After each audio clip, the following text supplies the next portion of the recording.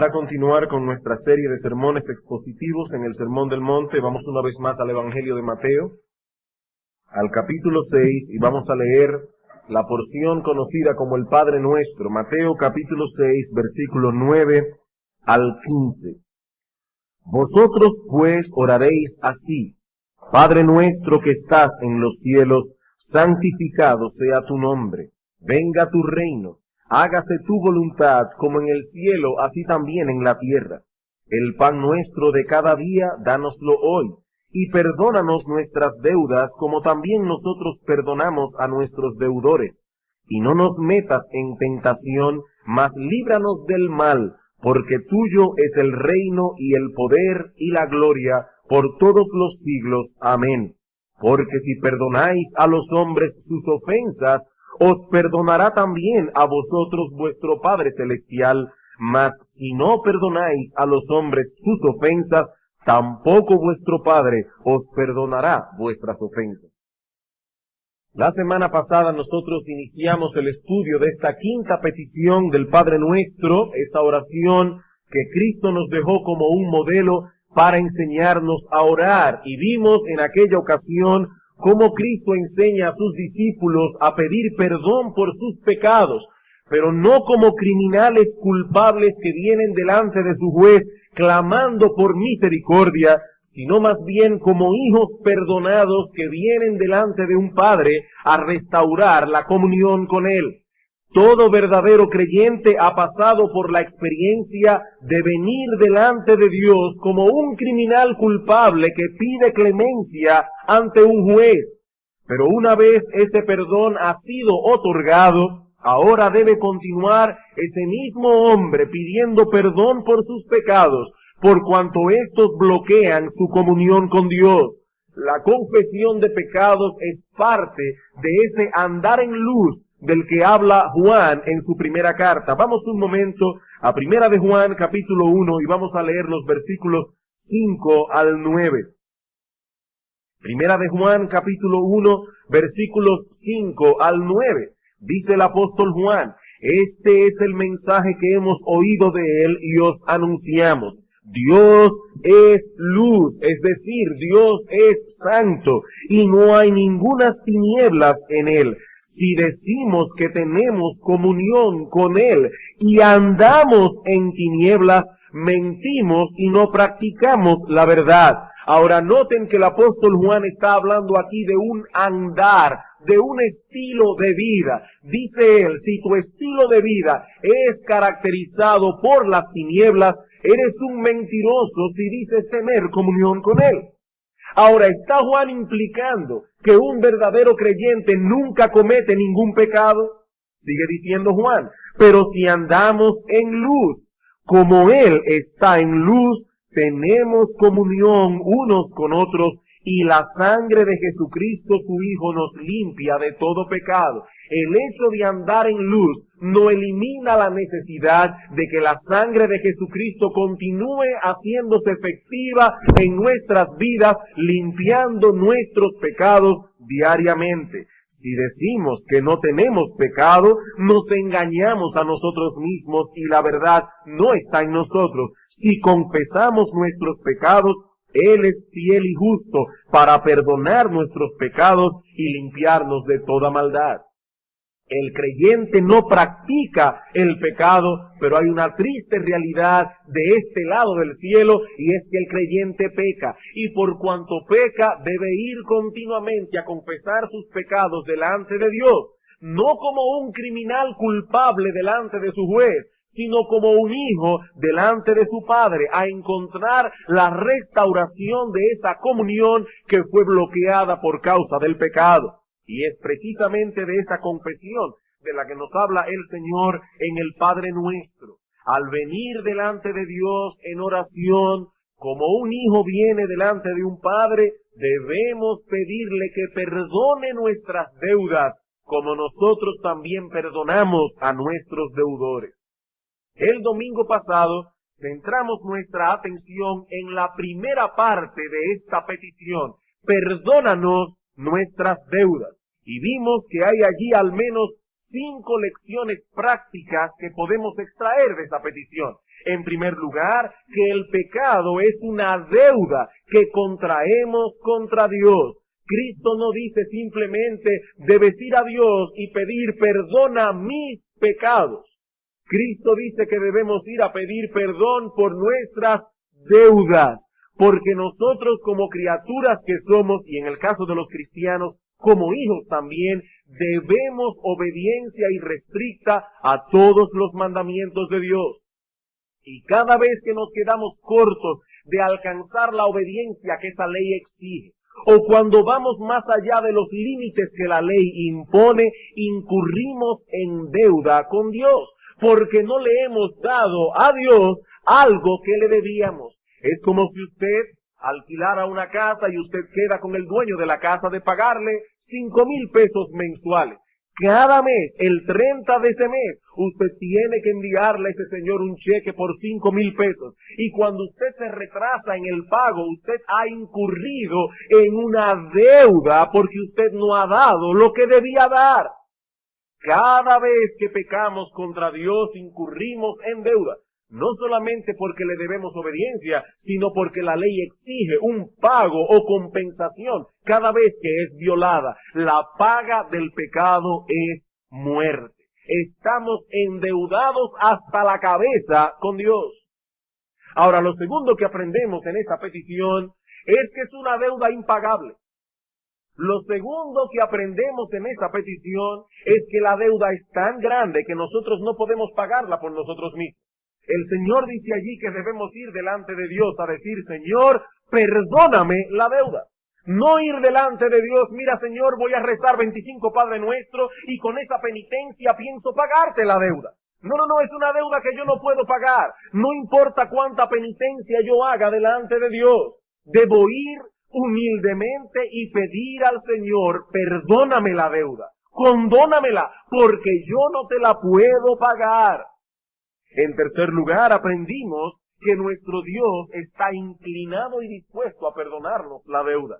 Cristo nunca nos hubiese enseñado a pedir una cosa que nuestro Padre no estuviese dispuesto a dar. Si Cristo dice aquí que debemos ir a Dios y pedir perdón por nuestras deudas, es porque Él está implicando que nuestro Padre tiene un corazón perdonador. Él es bueno y perdonador, dice el salmista, y grande en misericordia para con todos los que le invocan. En cuarto lugar, aprendimos que la confesión es necesaria para que ese perdón filial sea otorgado. Que nadie diga, bueno, ya yo fui perdonado. Dice la Biblia que fui justificado, que todos mis pecados pasados y aún futuros fueron perdonados en la cruz de Cristo. Ya yo no tengo que ir a pedir perdón. No. Si confesamos nuestros pecados, Él es fiel y justo para perdonarlos. Y en quinto lugar, aprendimos que solo Dios tiene potestad para perdonar nuestros pecados. ¿Qué dice esta petición? Padre nuestro que estás en los cielos, perdónanos nuestras deudas. Allí no habla de ningún sacerdote al cual debemos ir a confesar nuestros pecados. Debemos ir directamente a Dios a través de Cristo y pedirle a Él que perdone aquellos pecados que hemos cometido contra Él. Yo no puedo perdonar las ofensas que se han cometido contra otra persona. Debe ser la otra persona la que lo perdone. De igual manera nuestras ofensas son contra Dios. Solo Dios puede perdonar pecados. Cuando David vino delante de Dios en el Salmo 51 que dijo, contra ti solo he pecado. Y cuando el hijo pródigo regresó a su casa, ¿qué le dijo a su padre? Yo he pecado contra el cielo y contra ti. Dios únicamente puede perdonarnos. Hasta aquí lo que vimos la vez pasada. Pero esta petición contiene una cláusula que no podemos pasar por alto. Cristo dice aquí que debemos pedir a Dios que perdone nuestras deudas, así como también nosotros perdonamos a nuestros deudores. Y esto se trata de algo tan importante que una vez concluida su enseñanza sobre la oración, en el versículo 13, el Señor consideró necesario ampliar aún más el contenido de esta cláusula. Versículo 14 y 15. Porque si perdonáis a los hombres sus ofensas, os perdonará también a vosotros vuestro Padre Celestial.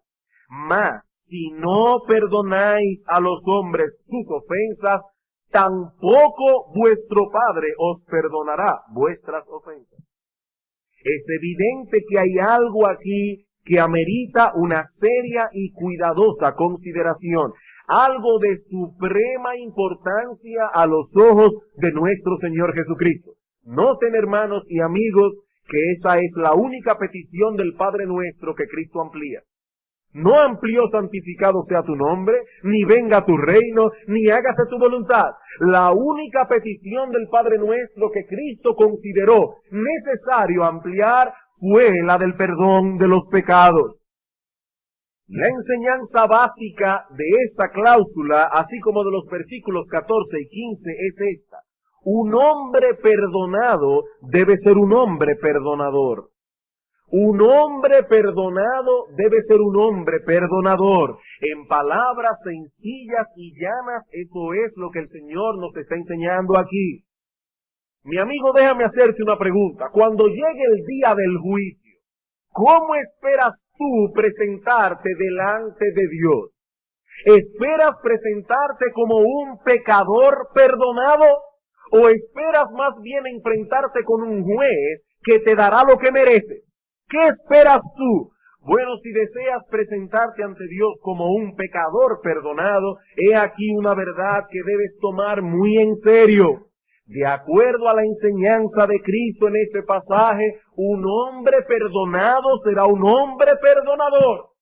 De una forma u otra, el perdón de Dios y el nuestro están íntimamente relacionados, inseparables, unidos uno del otro. Así que si de veras estás interesado en la salvación de tu alma y en el perdón divino, tú debes poner especial atención, una atención cuidadosa a lo que estaremos exponiendo en la mañana de hoy. Y una vez más, debo recordar lo que decía la vez pasada, que en cuanto a esta petición específica, la quinta petición del Padre Nuestro, me estoy basando en la estructura general de un estudio hecho por otro hombre de Dios al respecto. Veamos en primer lugar, acerca de esta frase, la relación que existe entre el perdón de Dios y nuestro perdón. ¿Cuál es la relación que existe entre nuestro perdón y el perdón de Dios? Debo adelantarme a decir que esta cláusula ha sido objeto de muchas malas interpretaciones, que no solo tergiversan la enseñanza de nuestro texto, sino también que niegan otras enseñanzas de la palabra de Dios. Por lo que debemos prestar una cuidadosa atención al significado de la frase en sí, para luego entonces considerar las implicaciones que podemos derivar de ella. Ahora, quizás la mejor forma de enfrentar el significado de este texto es viendo primeramente lo que no significa. Y así vamos a echar a un lado cualquier mala interpretación que pueda haber en nuestra mente y será más fácil poder ver cuál es la correcta interpretación de nuestro texto. En primer lugar, el Señor no está diciendo aquí que el perdón de Dios depende de nuestro perdón. El Señor no está enseñando aquí que el perdón de Dios depende de que nosotros perdonemos. Si esa hubiese sido la intención del Señor, nuestro texto debía decir lo siguiente: perdona nuestras deudas debido a que nosotros perdonamos a nuestros deudores. Pero eso no es lo que el texto dice. El texto dice: Señor Padre nuestro que estás en los cielos, perdónanos nuestras deudas como también nosotros perdonamos a nuestros deudores. Desde la caída de nuestros primeros padres, el perdón de Dios ha sido concedido en base a la gracia que hay en Cristo Jesús. Si hay una verdad clara que corre a todo lo largo de las Escrituras, es que la salvación que Dios ofrece al pecador, la ofrece de pura gracia. ¿Y qué es la gracia de Dios? Alguien lo ha definido como aquellas bendiciones que Dios distribuye a los hombres de una forma gratuita y soberana y no en consideración hacia algún mérito inherente de los hombres. Son aquellas bendiciones que Dios imparte a los hombres en una forma gratis, gratuita, sin exigir ningún pago, en una forma gratuita y soberana. Gracia, en palabras más simples, es aquello que se nos da sin merecerlo. Un texto muy conocido por todos ustedes es Efesios capítulo 2, versículos 8 y 9. Porque por gracia sois salvos por medio de la fe. Y ahora Pablo explica qué significa eso. Que esto, es decir, esa salvación, no es de vosotros. No por obras, añade Pablo, para que nadie se gloríe. Y en Romanos capítulo 11, los versículos 5 al 6, hay una explicación muy clara que demuestra que la salvación por gracia y la salvación por obras son mutuamente excluyentes. Es decir, que si la salvación es por gracia, ya no puede ser por obras. Porque si es por obras, ya no puede ser por gracia. Noten lo que dice Pablo aquí. Versículo 5. Así también aún en este tiempo ha quedado un remanente escogido por gracia. Y si por gracia, ya no es por obras. Porque de otra manera la gracia ya no es gracia. Si es por obra, entonces ya no es por gracia. Ahora, si por obras, entonces ya no es por gracia. De otra manera la obra ya no es obra. Parece un trabalenguas, pero lo que Pablo está diciendo es simple. Si es por gracia, entonces no puede ser por obras. Si es por obras, entonces ya no puede ser por gracia. Si Cristo hubiese enseñado aquí, en Mateo 6, que el perdón de Dios es concedido como una especie de mérito, es decir, debido a que yo perdono a los demás, eso no solo hubiese sido una contradicción a todos estos textos de las Escrituras, sino que hubiese sido una contradicción a lo mismo que Cristo está enseñando en el Padre Nuestro. ¿Y por qué yo digo esto? Hermanos, ¿cómo nos dice Cristo que debemos orar? Pidiendo a Dios que perdone nuestras deudas. Cuando pedimos a alguien que nos perdone una deuda, estamos reconociendo que no podemos pagarle. Perdónanos la deuda, perdónamela. Sería totalmente contradictorio que el Señor nos dijese, por un lado, que debemos pedir perdón y que al mismo tiempo debemos presentar a Dios nuestros méritos para que Él los acepte como un pago de la deuda que tenemos con Él. Cuando yo pago una deuda, yo no pido al deudor que me la perdone. Yo le pido al deudor que la cancele en base al pago que yo le he dado de la deuda. Si yo te debo 5 pesos y te doy 5 pesos, ya yo no tengo que pedirte a ti que me perdones mi deuda, sino que me la canceles, porque ya yo te pagué todo lo que te debía. Pero Cristo dice aquí que debemos pedir a Dios perdón por nuestros pecados. Si hubiese sido como algunos piensan, no deberíamos pedir a Dios que nos perdone, sino más bien que cancele la deuda en base a nuestros méritos personales. O sea que deberíamos ir a Dios diciendo, Señor, yo sé que yo he pecado contra ti, pero yo merezco tu perdón porque ya yo te pagué mi deuda, porque yo perdono a aquellos que me ofenden. Pero esa no es la forma en que Cristo nos enseñó a orar. Cristo nos dice que debemos ir a Dios pidiendo perdón. No pidiendo que me den lo que merezco, sino más bien pidiendo que me perdonen a pesar de lo que yo realmente merezco. La relación que existe entre el perdón de Dios y el nuestro no es una relación de mérito. Tampoco es una relación de amenaza. No leamos este texto como si Dios estuviese diciendo algo así. Te perdono si tú perdonas. De lo contrario, el perdón es retenido y por lo tanto no hay para ti otro camino que el infierno. No, hermanos, eso no es tampoco lo que el texto está diciendo. La relación que existe entre una cosa y otra, entre el perdón de Dios y el nuestro, no es de méritos, no es una amenaza, es una relación distinta.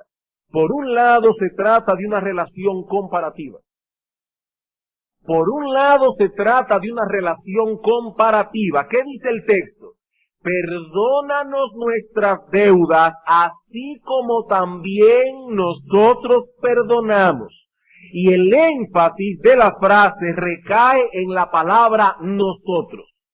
Si nosotros, oh Dios, que por naturaleza tendemos al resentimiento y a la venganza, ahora por la obra de tu Espíritu Santo en nosotros perdonamos a los que nos ofenden, ¿cuánto más no estarás tú dispuesto a perdonarme? siendo que has sido tú quien ha hecho la obra en mí de darme un corazón perdonador. Esto es lo que Cristo está diciendo, es una relación comparativa. Hermanos, ¿cuál es la disposición natural de nuestro corazón cuando somos ofendidos o cuando somos dañados de cualquier forma? ¿Cuál es la tendencia natural del corazón? La tendencia natural es a resentirse, a devolver golpe por golpe. Tito capítulo 3, versículo 3. Tito capítulo 3, versículo 3. Noten cómo el apóstol Pablo nos describe antes de la conversión. Porque nosotros también, incluyendo al mismo Pablo, éramos en otro tiempo insensatos, rebeldes, extraviados, esclavos de concupiscencias y deleites diversos, viviendo en malicia y envidia, aborrecibles y aborreciéndonos unos a otros. Esa era nuestra condición antes de conocer a Cristo. Aborrecibles y aborreciéndonos unos a otros.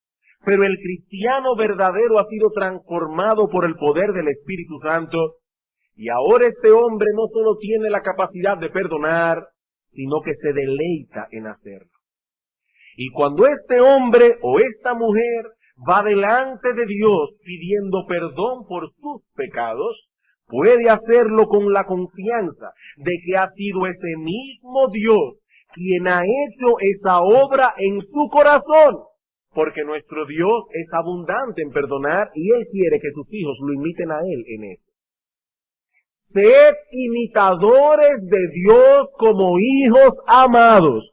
Nuestro Dios es bueno, nuestro Dios es perdonador y Él quiere que sus hijos lo imiten a Él en esto. Señor, tú obraste en mí. Señor, tú cambiaste por gracia esa disposición vengativa de mi corazón y me has dado una disposición perdonadora. ¿No me perdonarás tú, oh Dios? Tú, cuya capacidad de perdón es infinita y cuya capacidad ha sido manifestada precisamente al darme a mí esa disposición, esa capacidad de perdonar a los que me ofenden. Esa es la idea de nuestro texto. Perdónanos como también nosotros perdonamos. El que nosotros percibamos esa poderosa inclinación a perdonar es un testimonio de que la gracia ha obrado en nuestro corazón. Porque nosotros no somos así por naturaleza. Esa disposición nuestra, hermanos, no es más que una pequeña gota del océano perdonador del corazón divino.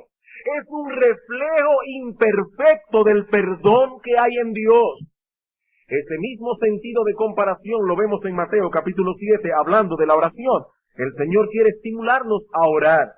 ¿Y qué dice el Señor en el capítulo 7, versículo 11? Hablando de cómo un padre se comporta con un hijo cuando le pide pan, no le va a dar una piedra. Cuando le pide pescado, no le dará una serpiente. Versículo 11. Pues si vosotros, siendo malos, sabéis dar buenas dádivas a vuestros hijos, ¿cuánto más vuestro Padre que está en los cielos dará buenas cosas a los que le pidan? Es una comparación. Si nosotros que por naturaleza tenemos la tendencia a ser vengativos por la obra poderosa de la gracia divina, ahora nos deleitamos en conceder el perdón, ¿cuánto más presto no estará Dios de perdonar? Pero por el otro lado, no solamente vemos aquí una relación de comparación, sino también de constreñimiento. Lo voy a explicar ahora. No solo hay una comparación, sino que hay aquí una relación de constreñimiento.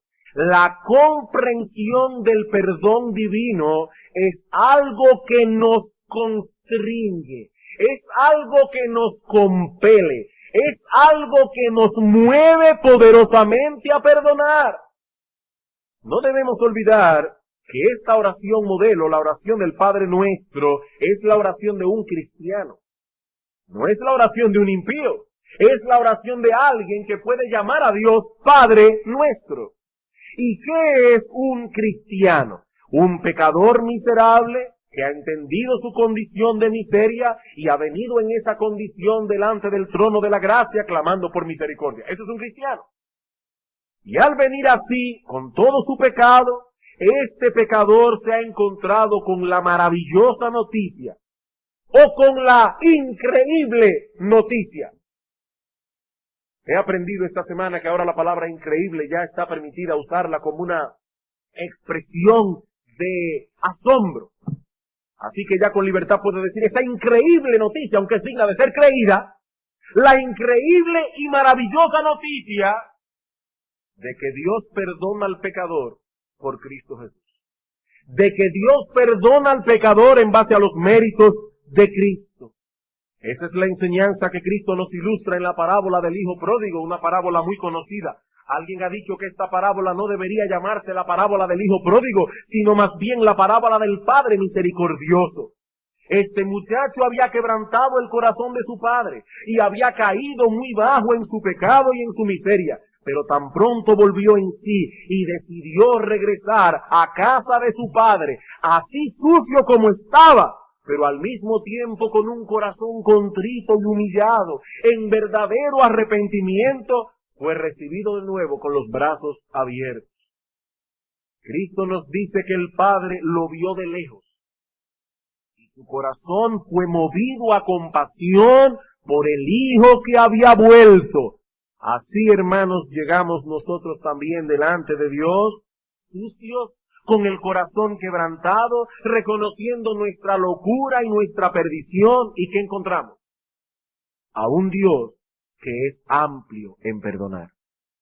Y cuando un hombre que ha llevado la carga en su corazón de su pecado, entiende esta verdad, que por medio de la fe en Cristo, todas sus maldades han sido borradas, y que Dios le ha concedido un perdón absoluto, en base a la justicia de Cristo y a la obra redentora que realizó en la cruz del Calvario, el entendimiento de esta verdad debe constreñir al pecador perdonado, debe moverlo poderosamente a hacer lo mismo con aquellos que le ofenden. Por eso dice Pablo en 2 Corintios 5:14, el amor de Cristo nos constriñe. Literalmente, el amor de Cristo me presiona. Si hemos entendido realmente cuál era nuestra condición pecadora delante de Dios, y que aún así Dios nos ha perdonado por completo, seremos compelidos aún en contra de los impulsos pecaminosos que aún residen en el corazón. No se extrañen, esos residuos pecaminosos están allí todavía, pero aún a pesar de esos residuos y sus impulsos pecaminosos, este hombre ahora puede perdonar a aquellos que le ofenden. De no ser así, tenemos buenas razones para dudar de la genuinidad de nuestro arrepentimiento. Tenemos razones. El gran Dios de los cielos, a quien adoran los querubines alrededor del trono cantando Santo, Santo, Santo, Jehová de los ejércitos, toda la tierra está llena de tu gloria. Ese gran Dios perdonó mi deuda de pura gracia. ¿Cómo no voy yo a perdonar, yo, miserable criatura, a las otras criaturas que pecan contra mí? A menos que yo no me considere ser una miserable criatura. A menos que yo no me considere ser una criatura miserable. Y si es así, yo te pregunto, amigo mío, ¿de qué fue entonces que te arrepentiste? ¿De qué fue que te arrepentiste? Decir que hemos sido perdonados y tener al mismo tiempo un corazón indispuesto a perdonar es una contradicción. Como alguien ha dicho, cualquiera que dice yo no puedo perdonar es un hombre que nunca se ha visto a sí mismo en necesidad de ser perdonado. Ese hombre nunca ha entendido lo negro de su corazón Tan pronto yo entiendo que fueron mis pecados los que presionaron los clavos que clavaron a Cristo en la cruz del Calvario, ya no hay nada que otras criaturas puedan hacerme que yo no pueda perdonar. Por eso alguien dijo en una ocasión que nadie es más tierno que aquel que ha recibido misericordia de parte de Dios y que sabe cuán gentilmente Dios ha tratado con él. El doctor Lloyd Jones, comentando acerca del significado de nuestro texto, nos dice que esa frase, perdónanos como nosotros también perdonamos, significa que la prueba, y cito, que la prueba de que usted y yo hemos recibido perdón es que perdonamos a otros. Si pensamos que Dios ha perdonado nuestros pecados y nos negamos a perdonar, cometemos un error. Nunca hemos sido perdonados. Estamos engañados y camino al infierno. Nunca hemos recibido perdón de Dios. Como dije anteriormente, el cristiano lucha así en su corazón contra la amargura. El cristiano lucha contra el resentimiento y aún se ve tentado en ocasiones a decir, no lo puedo perdonar. Y que me diga alguien aquí que no es así. Sí, hermanos, sentimos eso en el corazón, pero si es un verdadero cristiano, tal condición generará en él una lucha terrible que lo llevará finalmente a hacer lo que debe hacer. Pero si usted se niega a perdonar, y usted no encuentra deleite en perdonar, usted se está engañando a sí mismo si piensa haber recibido el perdón de Dios. La relación que existe entonces entre el perdón divino y el nuestro no es una relación de méritos ni tampoco de amenazas. Es una relación de comparación y es una relación de constreñimiento. He ahí, hermanos, la explicación de esa segunda cláusula que aparece en la quinta petición del Padre Nuestro.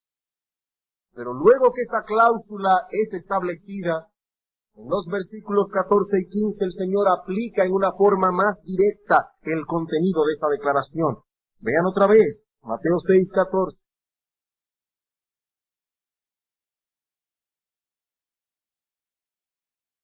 Porque si perdonáis a los hombres sus ofensas, os perdonará también a vosotros vuestro Padre Celestial. Mas si no perdonáis a los hombres sus ofensas, tampoco vuestro Padre os perdonará vuestras ofensas. Habiendo considerado la relación que existe entre el perdón divino y el nuestro, veamos ahora en segundo lugar las aplicaciones prácticas que podemos extraer de esta enseñanza. ¿Cuáles son las aplicaciones prácticas que podemos extraer de estas palabras de Cristo en los versículos 14 y 15? Bueno, en primer lugar, que un espíritu perdonador es una marca segura de que nosotros mismos hemos sido perdonados por Dios. Que un espíritu perdonador es una marca segura de que nosotros mismos hemos sido perdonados por Dios. Y cuando hablo de un espíritu perdonador, me refiero a ese creyente que está luchando contra la amargura, contra el resentimiento, ese creyente que está luchando por obligarse a sí mismo a perdonar. Si tú estás luchando de ese modo con esos pecados que habitan en el corazón de todos nosotros, esa es una marca segura de que has sido perdonado por Dios. Y una vez más debemos recalcar el hecho de que la base de nuestro perdón, la base sobre la que descansa nuestro perdón, es la sangre que Cristo derramó en la cruz del Calvario. No somos perdonados por perdonar a otros. Si fuera así, estaríamos perdidos porque la salvación dependería de nosotros mismos y no de la misericordia de Dios. No, mi amigo, la base sobre la cual descansa el perdón divino es la sangre que Cristo derramó en la cruz del Calvario, la cual es aplicada al pecador cuando éste viene delante del trono de la gracia en arrepentimiento y fe. El arrepentimiento y la fe son las dos tenazas con las cuales nosotros nos apropiamos de Cristo. Pero el fruto, noten bien, el fruto de que ese perdón ha sido otorgado es un corazón perdonador. Esa disposición a perdonar no es la base del perdón, ni es el medio a través del cual obtuvimos perdón. Pero una vez el pecador ha sido perdonado, lo manifestará a través de un espíritu perdonador. Repito, esa no es la base ni el medio, pero es el fruto. ¿Qué dice el versículo 14? Porque si perdonáis a los hombres sus ofensas, os perdonará también a vosotros. Hermanos, como yo no quiero causar o poner cargas de conciencias innecesarias en los hermanos que son verdaderos hermanos, yo debo repetir que un verdadero cristiano tendrá lucha en su corazón con el espíritu vengativo. Tendrá lucha en su corazón con el resentimiento. Tendrá lucha en su corazón con la amargura. Pero si es un verdadero cristiano, él tendrá la capacidad de mortificar tales pecados, de darle muerte a esa perversa inclinación de su corazón. Y más aún, se deleitará en hacerlo. Se deleitará en perdonar. Lo segundo que aprendemos, la segunda aplicación práctica es esta. Ahora vemos al revés. La ausencia de ese espíritu perdonador es una muestra clara de que nunca hubo en nosotros un genuino arrepentimiento. La ausencia de ese espíritu perdonador es una muestra clara de que nunca hubo en nosotros un genuino arrepentimiento. Versículo 15. Mas, si no perdonáis a los hombres sus ofensas, tampoco vuestro Padre os perdonará vuestras ofensas. ¿Y por qué esto es así? ¿Por qué Dios no puede perdonar a aquellos que no perdonan? Por la sencilla razón de que esa falta de perdón en ellos está manifestando claramente que no se han arrepentido. No se han arrepentido. Mi amigo, si tú no puedes perdonar, es porque te ves a ti mismo subido en un pedestal. Tienes demasiada reputación que defender. No has pasado aún por la experiencia de aquel publicano del que nos habla Cristo en la parábola del publicano y el fariseo, que lejos se paraba del trono y decía: oh Dios, sé propicio a mí que soy pecador. Mientras el fariseo estaba allí delante en pie diciendo: oh Dios, gracias, porque yo no soy como los otros hombres, ladrones, adúlteros, avaros, doy diezmo de todo lo que gano, etcétera, etcétera. Ni siquiera soy como aquel publicano que está allí. Y Cristo dice: os digo que este hombre descendió a su casa justificado antes que aquel fariseo, porque el que se humilla será enaltecido y el que se enaltece será humillado. Y a la luz de esto, yo quisiera hacer una pregunta a todos aquellos que están aquí en esta mañana que profesan ser cristianos. A todos aquellos que profesan ser cristianos. Yo no te voy a preguntar si crees que la salvación es por gracia por medio de la fe, o si crees que Cristo es el único que puede salvar al pecador. No. La pregunta que voy a hacerte es mucho más simple, pero quizás más penetrante. ¿Perdonas tú a aquellos que te hacen daño? ¿Perdonas tú a aquellos que, ya sea en una forma consciente o inconsciente, en algo te ha dañado? Mateo capítulo 18. Mateo capítulo 18, versículo 21 en adelante.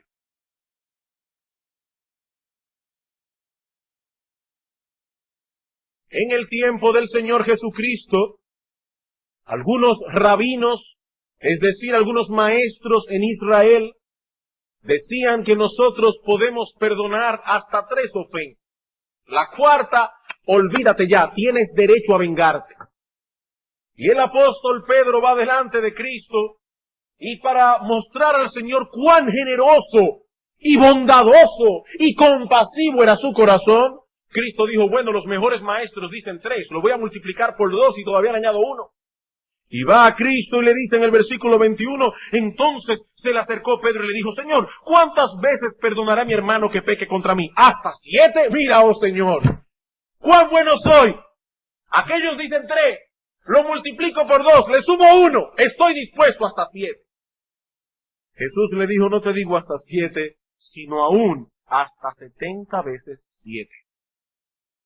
Cristo le estaba diciendo, Pedro, el que le pone límites al perdón, el que está contando faltas, ya está loco porque llegue la última. Ya está loco, no importa que sean 7, 10, 18. El punto es que ya quieres llegar al nivel donde tú digas, ya no puedo más.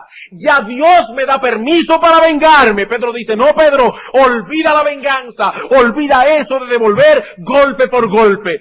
Y ahora le hace una ilustración. Dice que había 2 hombres que le tenían una deuda al rey. Este primer hombre le debía al rey 10,000 talentos, poniéndole el lenguaje de ahora unos 12 millones de dólares. Y como no pudo pagar, ordenó su señor venderle a su mujer e hijos y todo lo que tenía para que le pagase la deuda. Y entonces aquel siervo postrado, versículo 26, le suplicaba diciendo, Señor, ten paciencia conmigo y yo te lo pagaré todo. ¡Qué insensato! ¡Qué insensato! ¿De dónde iba a sacar este hombre dinero para pagar 12 millones de dólares? Lo que debía decir era, perdóname la deuda. Pero el rey le perdonó la deuda.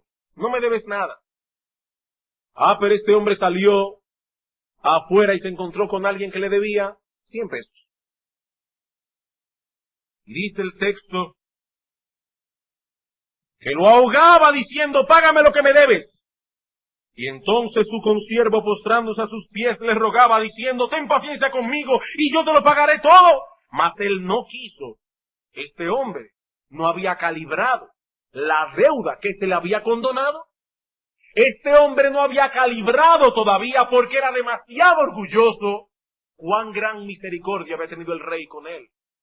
Metió al pobre hombre en la cárcel y cuando los consiervos se dieron cuenta de lo que había hecho, se lo dijeron al rey. Y ese rey indudablemente es una imagen de Dios. ¿Y saben qué hizo el rey? Versículo 32. Entonces llamándole su señor le dijo, siervo malvado. Un hombre que no perdona, según Cristo, es un malvado. Siervo malvado. Toda aquella deuda te perdoné porque me rogaste. ¿No debías tú también tener misericordia de tu consiervo como yo tuve misericordia de ti? Entonces su señor enojado le entregó a los verdugos hasta que pagase todo lo que le debía. Y la idea es hasta siempre. ¿Y qué pasó? Versículo 35, miren cómo Cristo aplica. Así también mi Padre Celestial hará con vosotros si no perdonáis de todo corazón cada uno a su hermano sus ofensas. ¿Y qué es perdonar de todo corazón? Decir a una persona, yo te perdono, y eso quiere decir que yo nunca más comentaré esto, nunca más traeré ese pensamiento a mi corazón.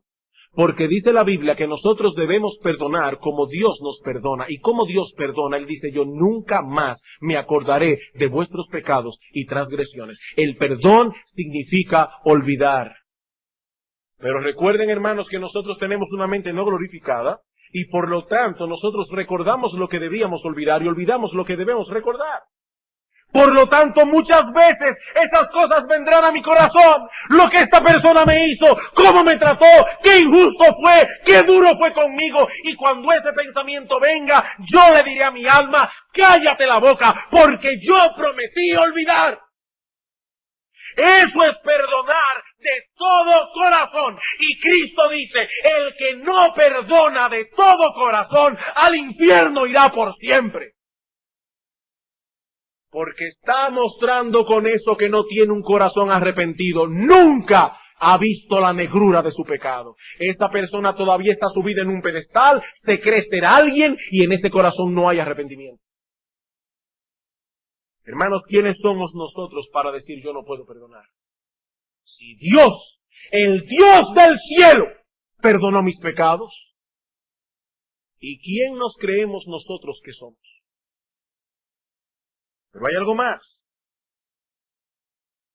Aprendemos en tercer lugar que la oración tiene implicaciones morales.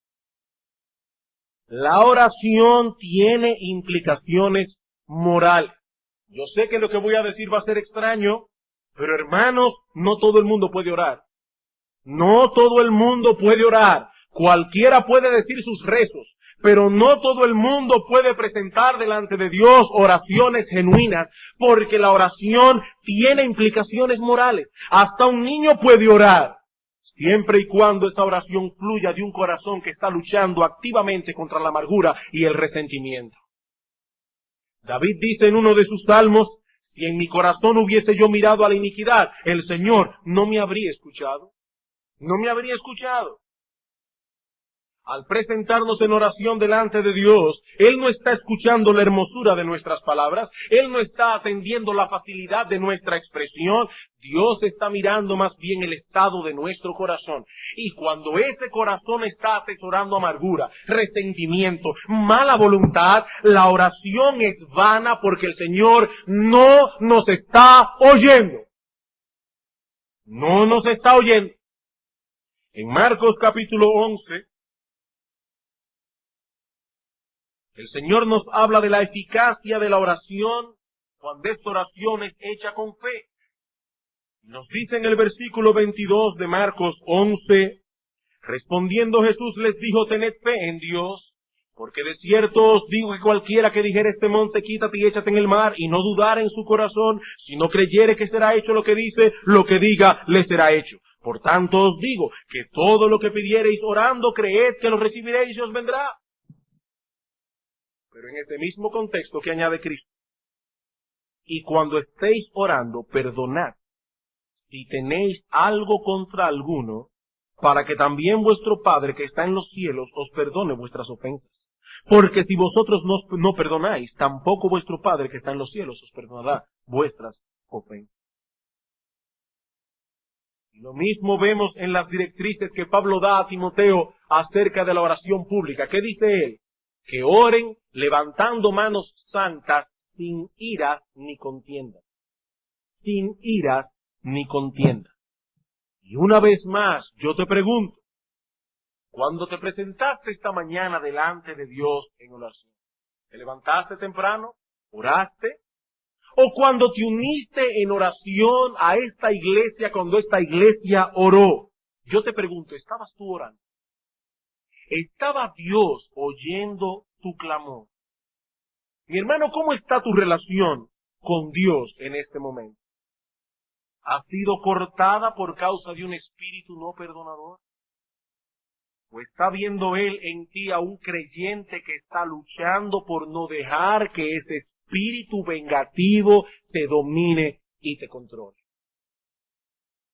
Mi hermano, ¿está Dios oyendo tus oraciones? Una cuarta aplicación. El propósito de Dios en la redención corre en dos direcciones distintas. El propósito de Dios en la redención corre en dos direcciones distintas. Hermanos, esto es fabuloso. Usted se pone a estudiar el Padre Nuestro, ¿y qué se encuentra? Que Cristo dice que debemos comenzar pidiendo, Señor, santifica tu nombre. Señor, venga tu reino. Señor, hágase tu voluntad. Cosas muy sublimes. Y ahora, Señor, perdona mis deudas como yo también perdono a los que me ofenden. No te ocupes solamente de cosas tan sublimes, de cosas tan grandes. Cuando vengas en oración delante de Dios, dice Cristo, pidiendo por cosas tan gloriosas como la santificación de su nombre, la venida de su reino, la ejecución de su voluntad, no debes olvidar que eres una criatura en relación con otras criaturas y que debes mantener con ellas una relación correcta, lo mismo que mantienes una relación correcta con Dios. Romanos capítulo 2. Romanos capítulo 2. Oh, sí, hay personas que le hablan a Dios como si fueran serafines, pero le hablan a los que están alrededor de ellos como si fueran demonios. Y puedo decir con confianza, porque creo que estoy basado en las Escrituras, que cuando esas personas hablan sus palabras seráficas delante de Dios, a Dios le apesta. A Dios le apesta. Porque Dios quiere que nosotros mantengamos una buena relación con Él y una buena relación con los que nos rodean. Romanos capítulo 12, versículo 17, no paguéis a nadie mal por mal, procurad lo bueno delante de todos los hombres. Si es posible, en cuanto dependa de vosotros, estad en paz con todos los hombres. No os venguéis vosotros mismos, amados míos, sino dejad lugar a la ira de Dios, porque escrito está, mía es la venganza, yo pagaré, dice el Señor. Así que si tu enemigo tuviere hambre, dale de comer, si tuviere sed, dale de beber. Pues haciendo esto, ascuas de fuego amontonarás sobre su cabeza. No seas vencido de lo malo, vence con el bien el mal. Quinta enseñanza práctica. Esta enseñanza sobre el perdón debe ser colocada en el contexto de otras enseñanzas bíblicas acerca de nuestra relación con los demás. ¿Qué yo quiero decir con esto? Que si aislamos la enseñanza de este texto de Mateo de todas las otras enseñanzas bíblicas, podemos llegar a conclusiones equivocadas acerca del perdón. Podemos llegar a creer que el perdón es simplemente pasar por alto lo que el otro me ha hecho y olvidarme del asunto. Pero eso no es lo que la Biblia enseña. Si tu hermano peca contra ti, Mateo 18, ya olvídate de eso, no le des mente, no. Ve y repréndelo. No podemos tomar ahora Mateo 6 y olvidar todo el cúmulo de enseñanza de las Escrituras con respecto a otras cosas. Ve y repréndelo estando tú y él solos. ¿Qué dice el apóstol Pablo en Gálatas capítulo 6, versículo 1? Hermanos, si alguno fuere sorprendido en alguna falta, vosotros que sois espirituales, tápense los ojos y háganse como que no pasó nada. Restauradle con espíritu de mansedumbre. Segunda Tesalonicenses 3, versículo 6. Si alguien no se acoge a lo que yo he escrito en esta carta, dice Pablo, a ese señaladlo y no os juntéis con él para que se avergüence. No, hermanos, Mateo 6 no anula todo el cúmulo de enseñanzas bíblicas acerca de cómo tratar con el pecado de los otros. Y finalmente, y esta sí que es dura, hermanos. En esta enseñanza, Cristo implica que entre sus discípulos habrá motivos constantes para pedirse perdón. En esta enseñanza, Cristo implica que entre sus discípulos habrá motivos constantes para pedirse perdón. Cuando el Señor dice aquí que debemos orar pidiendo a nuestro Padre que nos perdone, así como nosotros perdonamos a otros, en cierto modo está presuponiendo que alguien ha venido a nosotros a pedirnos perdón y que nosotros hemos concedido el perdón. Tú le estás diciendo, Padre, tú sabes que el hermano tal vino a mí esta mañana, vino a mí ayer pidiendo perdón acerca de esto o aquello y que yo lo perdoné. Perdóname, oh Dios, así como yo he perdonado a esta persona. Mi perdón es una gota del océano que hay en ti. Si yo que soy como soy, he podido perdonar, tengo la certeza de que tú, oh Dios, me perdonarás. Esposos y esposas que están aquí en esta mañana, ¿es ese el clima que se respira en vuestro hogar? Y que nadie me diga a mí que en su casa no ocurre nada que necesite pedirse perdón, porque yo no se lo voy a creer. A menos que usted sea un ángel desencarnado y su esposa otro ángel desencarnado. Pero mi amigo, me va a ser difícil creer.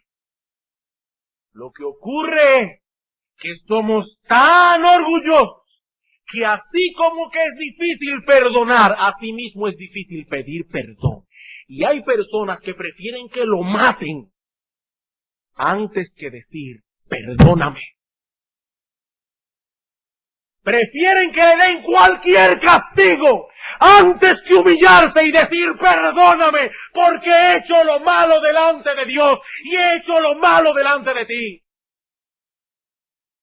Pero Cristo está diciendo aquí que ese no debe ser el espíritu de los cristianos. Él está diciendo que yo debo ir delante de Dios diciendo, Padre, perdóname, así como yo he perdonado a este que ha venido a mí, humillado pidiendo perdón.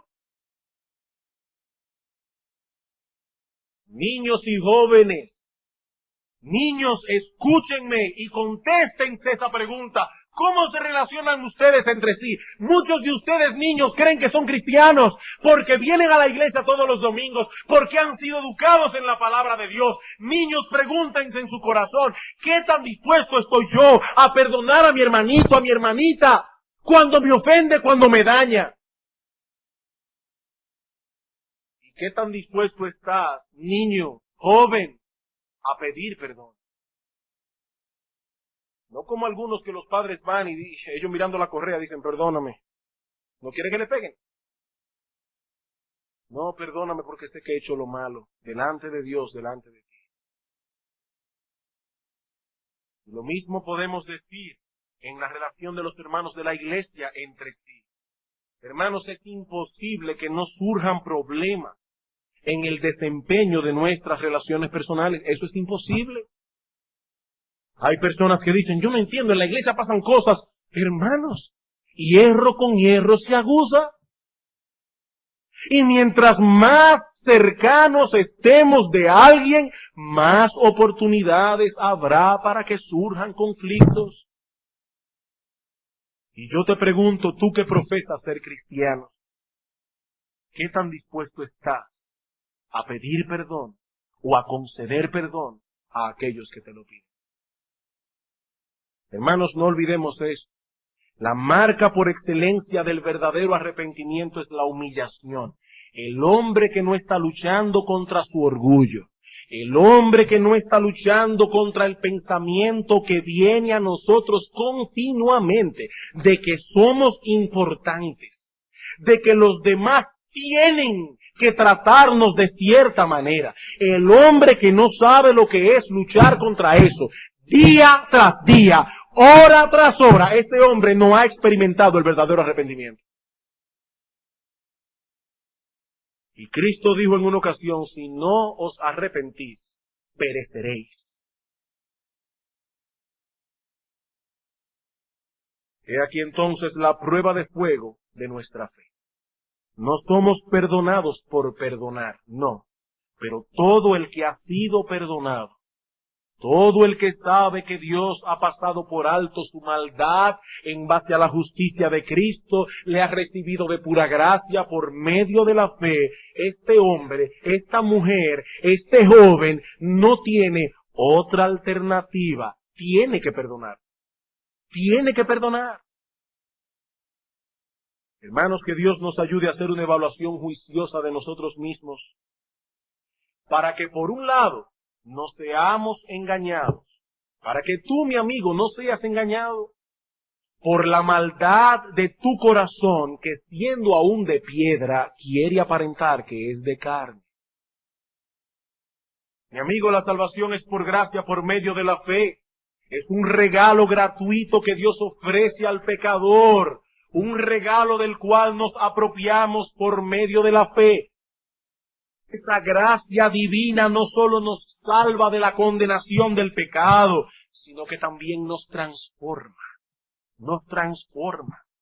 Nadie es el mismo después que cree. Nadie es el mismo después que cree. Y eso se evidencia, entre otras cosas, en nuestro trato con los demás. Mi amigo, si sabes con honestidad que esa transformación no te ha sucedido a ti, debes saber que Dios ofrece perdón en Cristo. Dios ofrece perdón. Ve a Él clamando por misericordia, pídele que te conceda la fe y el arrepentimiento. Pero por el otro lado, que Dios nos ayude para que los cristianos no se dejen confundir, los que son verdaderos y genuinos cristianos, que no se dejen confundir por la lucha que experimenta todo verdadero creyente contra el orgullo y el espíritu vengativo. Mi hermano, si está en ti el mortificar tales pecados, y aún en medio de tu lucha tú sabes lo que es perdonar, y tú sabes lo que es pedir perdón, tú conoces el deleite de esa experiencia cristiana, escucha una vez más las palabras de Cristo: si perdonáis a los hombres sus ofensas, también vuestro Padre os perdonará vuestras ofensas. Vamos a orar. Padre nuestro que estás en los cielos, tú que te has vestido de gloria y de majestad, oh Señor, cuán paciente eres tú para con nosotros, que siendo tú tan grande, y viendo a criaturas tan míseras como nosotros con un delirio tan fuerte de grandeza, aún tratas con nosotros con paciencia. Gracias, oh Señor, por haber enviado a nuestro Señor Jesucristo. Pero ahora te pedimos que tú pongas en nuestros corazones el mismo sentir que hubo en Cristo Jesús, el cual, siendo en forma de Dios, no estimó el ser igual a Dios como cosa que aferrarse, sino que se despojó y vino vestido de siervo, y hecho semejante a nosotros, llegó aún hasta la muerte de cruz. Padre, pon humildad en nuestro corazón. Danos la gracia que necesitamos, oh Dios, para poder mortificar el orgullo y la soberbia que día tras día combaten nuestros miembros.